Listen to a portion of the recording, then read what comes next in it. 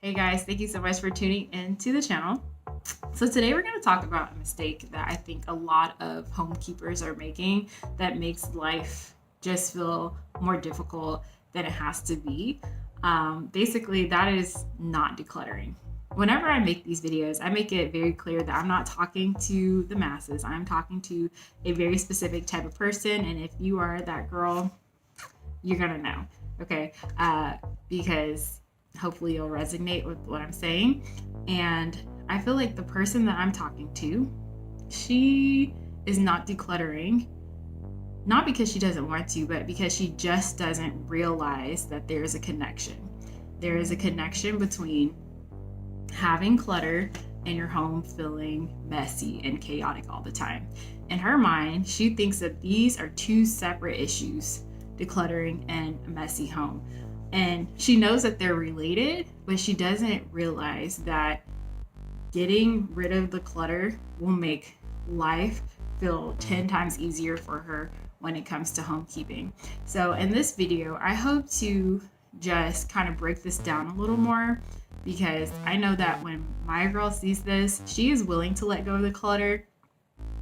I know that there are lots of people who struggle with clutter for different reasons. Sometimes we want to hold on to clutter for emotional reasons.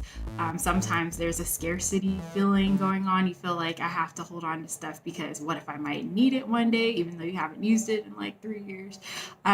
So there's a lot of reasons why people hold on to clutter. But the person that I'm talking to today, I think that she will find that when it comes to a cost benefit analysis, if she realizes that clutter is so expensive, if you will, and causes so many problems, I think that she would be more willing to let it go. But she has to know, and I just want to paint the picture of the problems that clutter causes in your life to encourage the person I'm speaking to go ahead and take the leap and let that clutter go, sis. Okay, so let's go ahead and talk about it. Clutter. And the problems that it can create in homekeeping for you. So for me, when I talk about clutter, I am specifically talking about the things in your home that you don't need anymore. So some people, when they talk about decluttering, they talk about decluttering and organizing, and they mix it together, which is also another mistake. I'll say that for another video. When I think about decluttering, I separate those processes out. There is an aspect of getting rid of stuff that you don't need. And then once that is done, then you organize the stuff that you have left. And what I think too many people are doing is they're trying to keep the clutter and organize the clutter. And that is just too hard.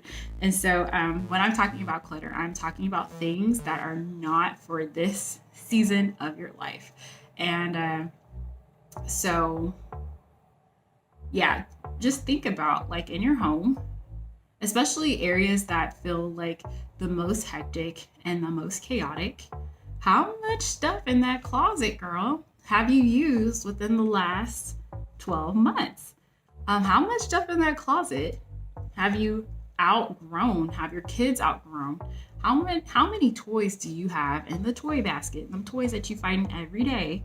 How much of that do your kids actually play with? Or are they dumping out the toy container so they can get to the bottom to get the toy that they really want?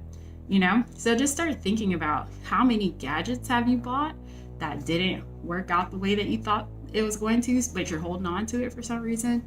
How many cleaning products have you tried that you didn't like the way it worked, but for some reason you're still holding on to it? How many items in your pantry have you tried and your family doesn't love, but for some reason you're still holding on to it for whatever justification that you have? So when I'm talking about clutter, I'm talking about, beauty products, girl, soaps, lotions, makeups that didn't match your skin color. Okay, the list goes on and on. So when I'm talking about clutter, I'm talking about the stuff that you feel like you have to hold on to for some reason, even though it is not providing value to you anymore and it is not appropriate for this season of your life. Maybe it used to provide value for you a long time ago, and today it doesn't anymore. So that's what I'm talking about. So I'm going to talk about just 3 problems, the biggest problems that I see that clutter can have in your life if you are not able to contain it and control it, and ultimately release it and let it go to the next family or to the dumpster if you need to do that too. Okay, so the number one problem that it creates is it crowds out your storage spaces in your home.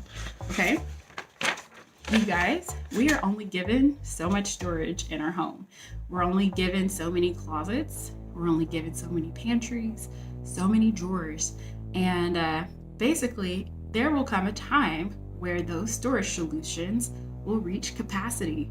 Okay. And then, kind of like once you hit that point, once you hit that capacity, then it starts creeping out of the storage solutions that you have. And so, usually, what can happen is stuff starts to find their way on your counters and stuff starts to find random homes. I know for me personally, even now I still have this problem. I'm still working through. But I used to like get boxes, like cardboard boxes, and put my stuff in there and then shove it in a corner. Or I would just like shove stuff in suitcases, like stash and dash. Okay, I'm being honest, but I'm just saying, like, once you kind of exceed your storage solutions, then you start finding like random places to put stuff, and that starts to contribute to like the messiness and clutter look of your home. And a lot of the reason, or a big reason, why people feel like they have to keep stuff that they're not using anymore is because they feel like it's wasteful to let it go. What if I need this again one day, even though I haven't used it in like 2 years? I would hate to go back to the store and spend that $10 to repurchase it if I ever need it one day. And it's like, for me, number one, there comes a limit to the just in case items. Everything that you own cannot be a just in case item. And if you don't want to have this problem, so you really need to be selective about what those just in case items are going to be for you. And then number two, I think people think that it's wasteful to let go of stuff that you don't need, but I actually think that it's wasteful to keep it. Let's just think about this. Once you run out of the capacity of your storage solutions in your house, what do people do? They go buy more storage solutions. They go buy extra baskets, extra containers, extra this and that to have a place to put it. How many of those little, what are those big bins called? They come in like every color and clear, and what are those bins called? Y'all know what I'm talking about, that you get at Walmart. Okay, how many of those do you have in your home? Be honest, sis. Be honest, okay? Those little pull-out drawers, the little plastic ones that you get from, like, how many of those do you have? Okay, so, when you talk about expensive, it's like if you decide to hold on to stuff that you don't need, it's an investment, because then you have to start thinking about, where am I going to put this stuff? So you're purchasing storage solutions to hold on to it.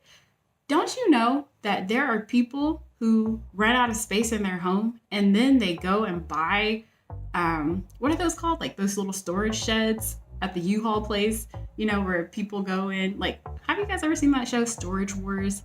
People have like sheds of stuff that they don't need. They're paying monthly to hold on to stuff that they don't need anymore. So, like I said, some people say that it's expensive to let it go. It's wasteful to let it go.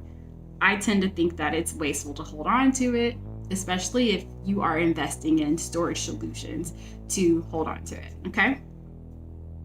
Another way that it's expensive is in terms of your time. When you're holding on to clutter, it takes so much more time to like clean stuff, to wipe down your surfaces, to organize your drawers. You add so much time. And then another way that it's expensive is that it costs you your goals. It costs you your dreams. You sacrifice your goals of having that clean, aesthetic environment because you want to hold on to the clutter instead. And so it's like you have to make a choice. And when you choose to hold on to the clutter, you let go of the ability to keep your home like the way that you want it as often as you can. And so to me, I don't know, you have to decide what's expensive to you. And to me, I thought that choice was so obvious before I started Flylady. Like, obviously I don't want to let go of the stuff, but I'm just starting to see it a little differently. And so I just wanted to throw that out there just in case you are having that internal battle. Sorry, I have to leave here in 8 minutes, but just in case you were having that battle and you wanted a different way to think about this, okay? So basically, I've learned that you just can't have both. At least that's my perspective for now. You can't have the clutter and you can't have the peaceful, clean, organized home. You have to choose. And I'm not saying like be extreme with it, get rid of every single thing that you're not using in this season, but just remember that your just in case items, there should be a boundary. There should be a limit that you don't exceed. And so you need to consider how much of those just in case items that you need, and keeping every single thing in your home, keeping every single thing that you've outgrown, to me, is no longer an option. Some things have to be released. I purchase stuff in my home on a weekly basis. I go to the store almost every single week, and I'm constantly bringing new stuff into my home. And there comes a point where you can start to crowd yourself out of your home if you're not also releasing stuff. And so I think that's what a lot of people are experiencing who struggle with clutter. And that's why they feel like just so uncomfortable in their homes, because they're literally crowding out their stuff. They're crowding out their peace, and they're unwilling to release the things that they don't need anymore in order to create space for the things that they do need and the things that they actually want. All right, so let's move on to point number 2, how clutter is making things harder for you than it has to be. It makes it really hard to keep your home clean. I mentioned earlier an example of, the kids' toys, for example. One thing that I noticed before I kind of started getting into decluttering and started taking that more seriously is that my kids only have like a handful of toys that they love and that they, give their attention to. And most of the time, what they were doing when I used to keep all their toys in one place is that they were digging through and pulling through all the toys just to get to the toy that they actually wanted. And so it's like, can you imagine that if either those toys that were thrown out, if they weren't there, or if they were organized differently, and it was very easy for your child to see the toy that they wanted and actually go get it, it would save you so much time. And that's exactly what I experienced the first time that I got my toy clutter under control and I organized my kids' toys. I realized that they didn't want to play with their toys, all of their toys, every single day. They had a specific toy in mind, and when they were able to go directly to it, grab what they needed, they created less mess in the process. And so it's easy to look at this example when it comes to children, but you guys as adults, there are times when we do that too. For example, if your pantries are overcrowded and everything's just stacked on top of each other to the brim, and you're just finding one thing, looking for one thing, if it's not easily available and easily within your sight and easily something that you can reach and grab, sometimes you have to like move and shove stuff out the way and do all the things just to find what you actually need, and you end up making a bigger mess in the process.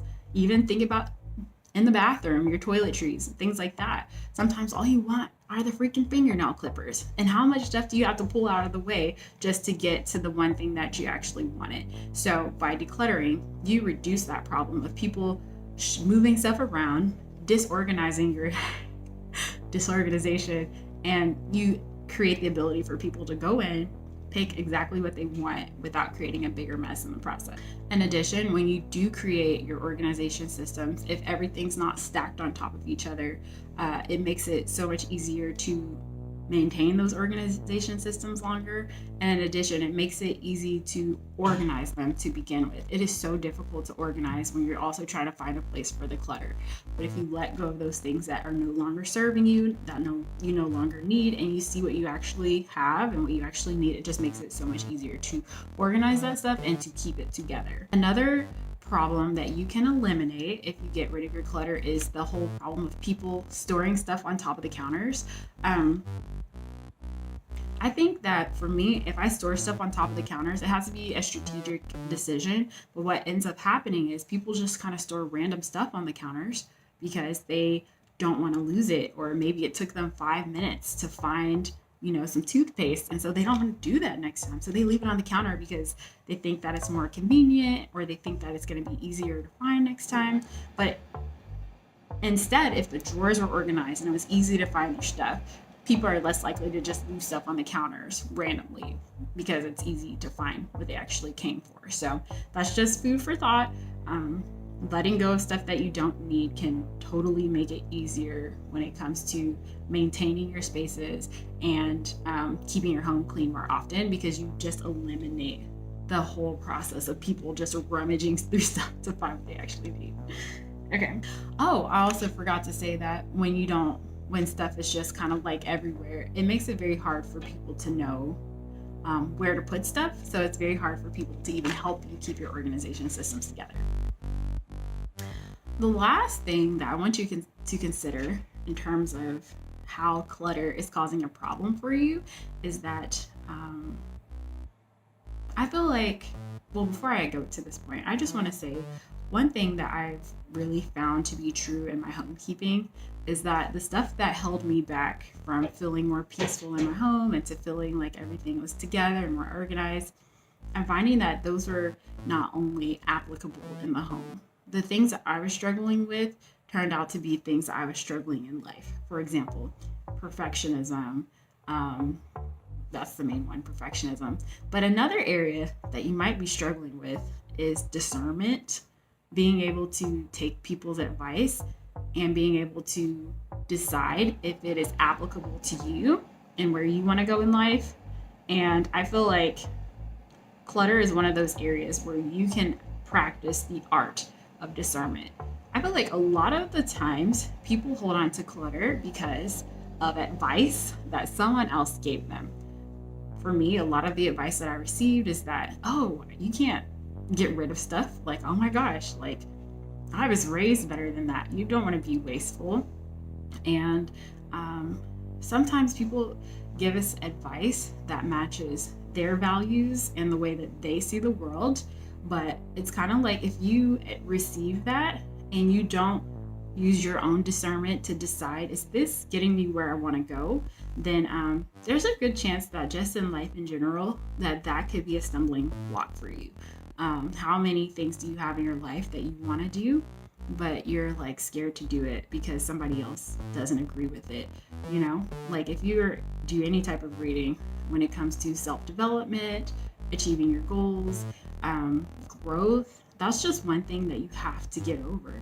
You have to get over constantly feeling like you are only as free as the people around you tell you that you can be. And sometimes you have to think about your own goals, your vision for your life, and then you have to take the actions, the steps that get you there. And if you feel like you're struggling with that in any capacity, any way, decluttering is definitely one of those areas that will ruffle feathers for people. Okay, like you may have your grandma coming over to your house, rolling over her grave because you got rid of some stuff that's no longer serving you. And you know, you just have to learn to be okay with not making everybody happy because, like I said, sometimes other people's values and other people's dreams and other people's direction in life may not match the direction that you want to go. And so it's always important to use discernment and to decide that if I follow through on what you're telling me to do, you think I should keep everything, is that actually getting me to the clean, peaceful, easy to maintain home that I'm desperately trying to get to? And is it possible that your values of telling me to keep everything and not let anything go, is it possible that that's actually a stumbling block and that's actually what's keeping me from reaching my goals? And so I just want to throw that out there. Create the life that you want, even if it makes other people uncomfortable. I'm not telling you to like be a rebel, to go crazy, to be disrespectful, but I am encouraging you to think about what you want. How do you get there? And if all the advice that you're receiving from other people, if it makes sense for what you want. And decluttering is a great way to practice that. And who knows, maybe it can spur you into doing that into other areas of your life that feel more important. Maybe that's what's holding you back from a lot of things. So just want to throw that out there. So yeah, that's what I want to talk about. Like I said, I know the person that I'm talking to, she is willing to part with the clutter. Even though there may be like an emotional mountain that she has to get over, she is willing to do it, but she just doesn't realize how it's contributing to the problem. And I hope that this video can show you how much clutter holds us back and it makes it so difficult to achieve our goal of having a peaceful, clean, organized home. And as I'm talking, I'm looking at some clutter in my environment that I need to handle. But you know, at least I know that when I keep clutter, that's a decision that I'm making, that this space is going to be a little cray-cray until I decide to let it go. And so anyway, so I just wanted to share that to my person, to my girl. I hope that this is helpful and that it's enlightening. And I don't know, tell me what you guys think about this down in the comments below. Are there any areas that you feel like you should be letting go of stuff? You should be decluttering old children's clothes, backpacks, nice shoes that they don't fit anymore. I'm just saying, are there any things in your home that just automatically just rings off in your head that you should be letting go? And I just want to know what that is for you. For me, I had to let go of things I didn't even consider to be clutter before Flylady, were like just an excess of cups, an excess of bowls, an excess of shirts and stuff. Like, how many shirts are actually, I had stuff going all the way back to when I was in high school, you guys. I let all that stuff go because I'm like, I'm not wearing it. I don't need it anymore. So that was me. But what are some things that are kind of like ringing a bell in your head of stuff that you need to get rid of? So, all right. Thank you guys so much for watching, and I hope to see you guys in the next video. Bye.